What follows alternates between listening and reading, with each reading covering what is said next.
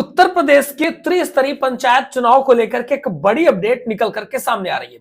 जैसा कि आप सभी को पता है कि त्रिस्तरीय पंचायत चुनाव के लिए जो प्रत्याशी हैं वो बाहर जुट रहे हैं और जनता भी इंतजार कर रही है कि कब समय आएगा त्रिस्तरीय चुनाव का।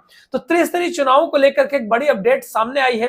साल 2026 में होने वाले त्रिस्तरीय पंचायत चुनाव को अगले साल के लिए टाला जा सकता है। आपको बताते चलें कि 2027 में यूपी में विधानसभा चुनाव है और राज्य में आयोग के गठन न होने के कारण, आरक्षण की प्रक्रिया अधूरी रहने के कारण यह कयास लगाए जा रहे हैं कि पंचायत चुनाव और विधानसभा चुनाव एक साथ हो सकते हैं। ऐसी खबरें निकल करके आ रही हैं कि पंचायत चुनाव और विधानसभा चुनाव एक साथ कराए जाएंगे। आपको बता दें कि त्रिस्तरीय पंचायत चुनाव की तैयारियां चल रही हैं और उम्मीद है कि चुनाव अगले कुछ महीनों में करा दिए जाएंगे, लेकिन ताजा घटनाक्रम इस प्रक्रिया पर ब्रेक लगा देती है और उम्मीदवारों और स्थानीय नेताओं को असमंजस में डाल देती है।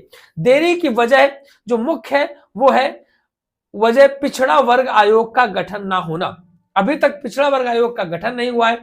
आयोग का कार्यकाल अक्टूबर 2025 में समाप्त हो रहा है और नियम के अनुसार हर 3 वर्ष में इसका गठन होना अनिवार्य होता है। आरक्षण निर्धारण इसी सहयोग के जो आयोग है इसकी रिपोर्ट के आधार पर किया जाता है। अदालत में दायर जनहित याचिका के बाद सरकार ने हलफनामा देकर के आयोग गठन का आश्वासन दिया है। आयोग ने गठन, सर्वेक्षण और आरक्षण तय करने में कम से कम 4 से 6 महीने लगाने की बात कही है। ऐसे में समय सीमा स्वतः ही आगे खिसकती नजर आ रही है। राजनीतिक गलियारों में चर्चा है कि विधानसभा चुनाव के ठीक पहले पंचायत चुनाव करना किसी भी दल के लिए जोखिम भरा हो सकता है, क्योंकि माहौल बदला हुआ है। पंचायत स्तर पर गुटबाजी और अंदरूनी जो संघर्ष है उसका असर बड़े चुनाव में भी देखा जा सकता है। कुछ विश्लेषक इस सुनियोजित तरीके की रणनीति भी मान रहे हैं ताकि विधानसभा चुनाव से पहले संगठनात्मक असंतोष न बढ़े।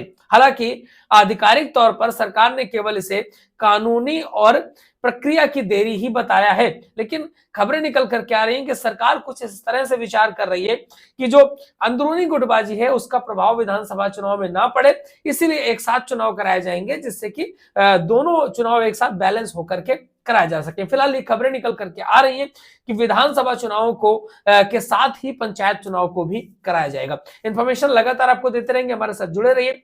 चैनल को सब्सक्राइब नहीं किया कर लीजिएगा, फेसबुक पर देख रहे हैं तो प्लीज फॉलो जरूर करिएगा।